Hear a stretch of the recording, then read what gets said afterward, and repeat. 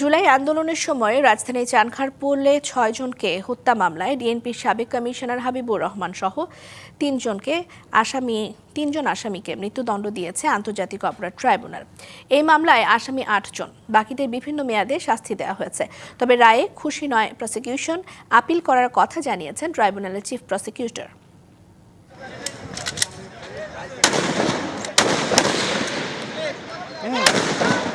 ২৪-এর আন্দোলনের সময় রাজধানীর চানখারপুলে ৬ জনকে হত্যা ছিল অন্যতম আলোচিত ঘটনা। এই হত্যাকাণ্ডে আনাস একটি আলোচিত নাম। মায়ের কাছে মর্মস্পর্শী চিঠি লিখে আন্দোলনে যান শিক্ষার্থী আনাস।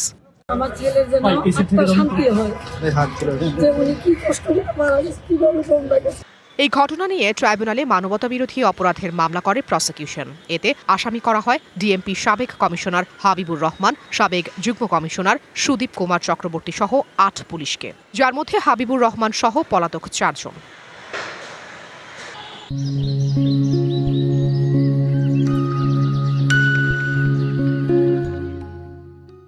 ছয় মাসের বিচারিক প্রক্রিয়া শেষে সোমবার এই মামলার রায় ঘোষণা হয় ট্রাইব্যুনাল ১ থেকে। ৮ আসামির মধ্যে কারাগারে থাকা ৪ জনকে ট্রাইব্যুনালে হাজির করা হয়। ডিএমপি সাবেক কমিশনার হাবিবুর রহমান সহ ৩ জনকে মৃত্যুদণ্ড দেওয়া হয়। এছাড়া ইমরুলের ৬, আরশাদের ৪ ও কনস্টেবল সুজন, ইমন ও নাসিরুলের ৩ বছর কারাদণ্ড দিয়েছে আদালত। রায়ে খুশি হতে পারেনি প্রসিকিউশন। পরিপূর্ণ ন্যায় বিচার হয়নি বলে আপিল করবেন তারা।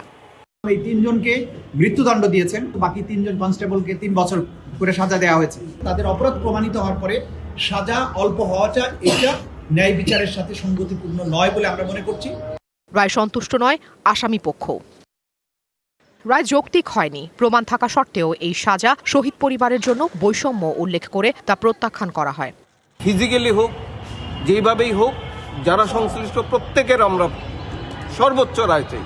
প্রত্যেকটা আসামির যেন সর্বোচ্চ শাস্তি হয়, বিচার হয়।